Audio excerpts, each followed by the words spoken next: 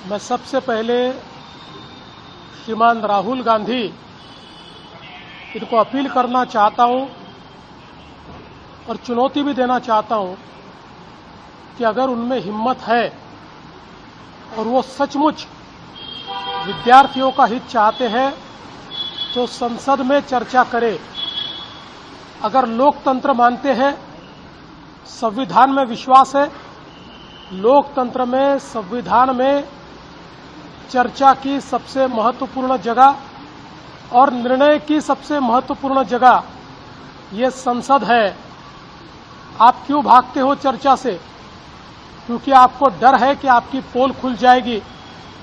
जिस प्रकार से आपके शासन में कर्नाटक में पेपर लीक हुए, जिस प्रकार से आपके शासन में तेलंगाना में पेपर लीक हुए, राजस्थान में जब आपकी सरकार थी 8 बार पेपर लीक हुए, और इतना ही नहीं तो पंजाब के आपके शासन में भी, आप पार्टी के शासन में कम से कम 3 बार पेपर लीक हुए।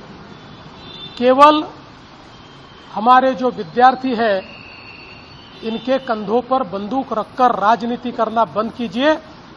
अगर आपके पास सवाल है तो जवाब मांगिए, अगर सुझाव है तो सुझाव दीजिए और उस पर अमल करने के लिए सरकार को मजबूर कीजिए।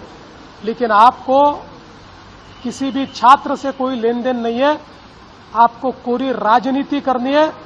इसलिए मैं वापस कहता हूं, ये भगोड़ापन छोड़िए और संसद में आकर चर्चा करने की हिम्मत दिखाइए। राहुल गांधी और विपक्षी नेताओं को ये चुनौती है कि आप संसद में आकर चर्चा करके दिखाइए।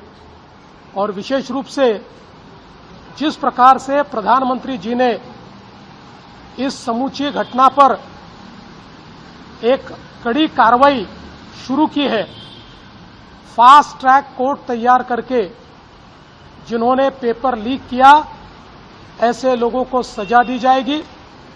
नीट की री एग्जाम भी बिना किसी मसले के पूरी की गई है, जिससे आगे के एग्जाम का रास्ता भी खुला है। मुझे ऐसा लगता है प्रधानमंत्री जी पर विश्वास रखना चाहिए।